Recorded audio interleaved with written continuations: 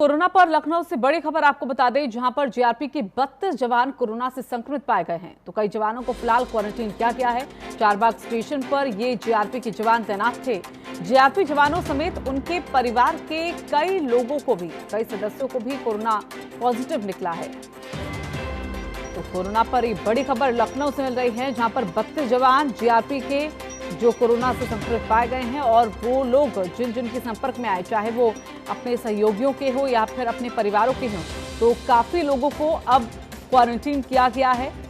Charbagh station पर ये GRP के जवान तैनात थे। जीआरपी जवानों समेत अब उनके परिवार के कई सदस्यों को भी क्वारंटीन किया जा रहा है। तो परिवार के सदस्य भी कुछ कोरोना पॉजिटिव निकले हैं। 32 की संख्या है जीआरपी के जवानों की, जिनमें कोरोना की पुष्टि हुई है, कोरोना पॉजिटिव वो पाए गए हैं। और अब तमाम और भी जो जीआरपी के जवान हैं, उनको साथ ही जो इनके संपर्क में आए उनके सदस्यों को भी, घर के सदस्यों को भी फिलहाल क्वारंटीन पर किया गया है। और नरेंद्र यादव हमारे साथ, हमारे सहयोगी इस खबर पर ज्यादा जानकारी के लिए जुड़ गए हैं, उनका सीधा रुख यहां पर कर लेते हैं। तो नरेंद्र, 32 जीआरपी के जवान जो कोरोना से संक्रमित पाए गए हैं, अभी कितनी संख्या यहां पर बताई जा रही है, कितने लोगों को क्वारंटीन किया गया है?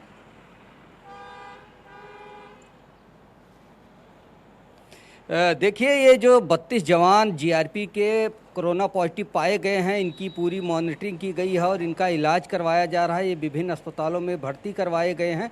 वहीं जिनके संपर्क में आए थे, इनको भी मॉनिटरिंग पर रखा गया है। इनकी जांच कराई जा रही है कि आखिर इनके परिवार में या संपर्क में आने वाले लोगों में तो कोरोना का कोई मामला नहीं है जी।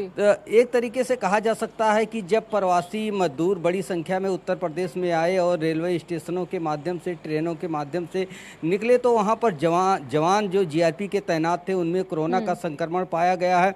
अभी कल हमीरपुर में एक जीआरपी का जवान छुट्टी पर गया था, वो कोरोना पॉजिटिव पाया गया है। उसका इलाज करवाया जा रहा है। उसके परिवार के लोगों को भी क्वारंटीन किया गया है। और जहां जहां पे वो गया था, जिनके संपर्क में ये जवान आया था, उसकी हिस्ट्री ली जा रही थी। है एक तरीके से देखा जाए तो सुरक्षा में जो जवान तैनात हैं या बस अड्डों पर जो पुलिसकर्मी तैनात हैं, इनको अब ज़्यादा एहतियात बरतने की ज़रूरत होगी, क्योंकि बड़ी संख्या में अब मूवमेंट हो रहा है। सवारी गाड़ियां चल रही हैं, बसें चलना शुरू हो गई, ट्रेनें भी चलने लगी हैं। ऐसे में जीआरपी के जवानों को, उत्तर प्रदेश पुलिस के जवानों को है वो लगातार जारी रहेगा। ऐसे में अब जवानों की सुरक्षा की भी जिम्मेदारी यहाँ पर लेनी होगी, समझना होगा। तो अब क्या एहतियात यहाँ पर, क्या सतर्कता अब और ज्यादा बरती जाएगी?